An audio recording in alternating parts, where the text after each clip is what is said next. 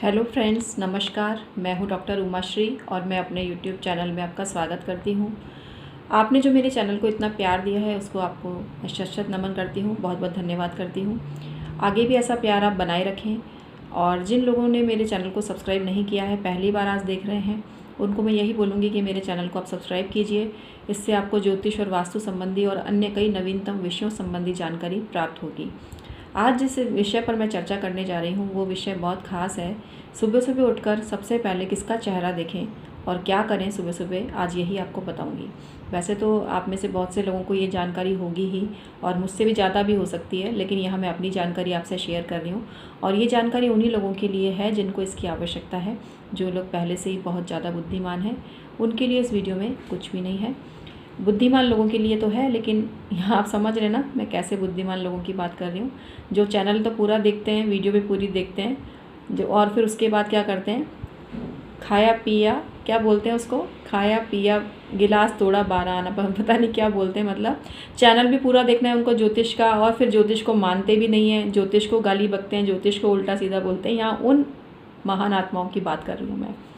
जो लोग मेरे बहुत अच्छे अच्छे प्यारे प्यारे सब्सक्राइबर हैं उनकी बात नहीं हो रही है, तो आप अपने पे मत लेना। आप भी समझ ही गए होंगे किन की बात हो रही है। और जब समझ जाएं तो आप पुरजोर स्वर में कमेंट में जवाब ज़रूर भेजना, बड़ा मज़ा आएगा, बहुत खुशी भी होगी। तो आइए मैं सबसे पहले आपको बताती हूँ आज की सुबह सुबह जगकर आप सबसे पहले क्या करें। सबसे पहले सुबह सुबह जगकर सबसे पहली चीज़ बताती हूँ, हो सकता है आपको अजीब लगे क्योंकि लोग अक्सर अपने बच्चों का चेहरा देखते हैं, पर ये कई जगह मैंने चर्चा भी की है बहुत विद्वान लोगों से और ये कई चीज़ें सही भी पाई गई हैं।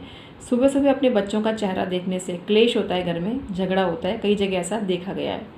तो सुबह सुबह उठते ही सबसे पहले आप आंखें बंद करके अपनी इमेजिनेशन में अपने इष्ट देवता को लेकर आएँ। जिस भी भगवान को आप मानते हैं, जिस देवी देवता को आप मानते हैं, अपने मानस पटल पर उनका चित्र अंकित करें और आंखें बंद करके उनकी मानसिक पूजा और मानसिक जाप करें। तो इस प्रकार से ये स्पष्ट हो जाएगा कि आपने प्रातःकाल जगते ही अपने इष्ट देवता, अपने परम तत्व, अपने प्रभु, अपने भगवान, उनके दीदार, उनके दर्शन अपने भीतर कर लिए हैं। कहते हैं ना, भगवान इंसान के भीतर ही है। ये निर्गुण पंथी लोगों की मान्यता है, लेकिन गलत भी नहीं है। हमारे हिसाब से तो भगवान सगुण निर्गुण दोनों रूप में है। जिस रूप में आप माने उनका एहसास आपको होता ही है। तो निर्गुण भक्ति के रूप में या सगुण भक्ति की बात नहीं कर रही हूँ, या सिर्फ एक मानसिक उपासना की बात कर रही हूँ, जो बिना नहाए धोए आप बिस्तर से उठते ही सबसे पहले आप करें।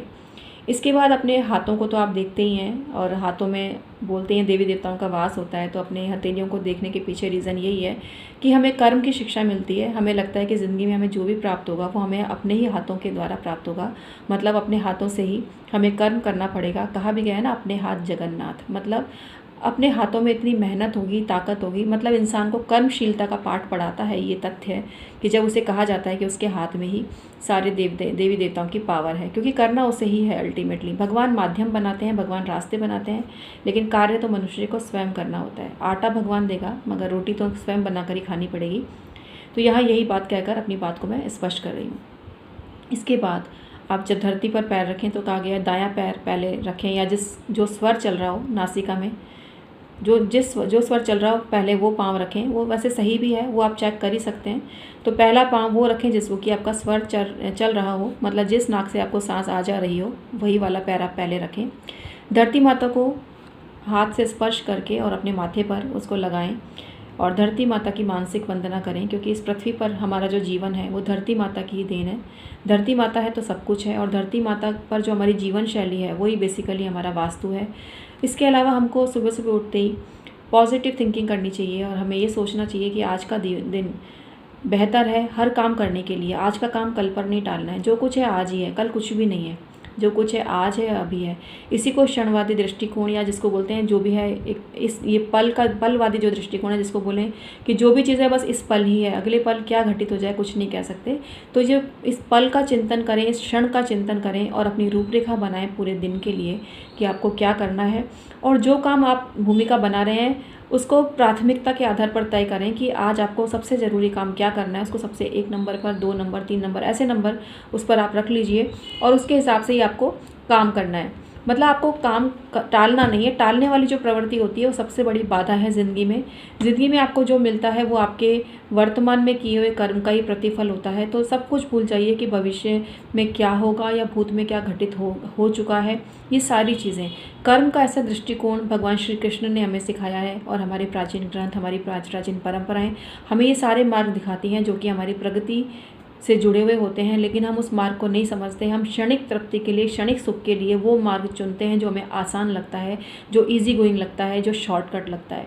तो सफलता के लिए शॉर्टकट मत अपनाइए, और सुबह सुबह ये सारी चीज़ों को आप फॉलो कीजिए। सुबह सुबह जब ये सब कुछ अच्छा करेंगे आप, तो आपका पूरा दिन भी अच्छा बीतेगा।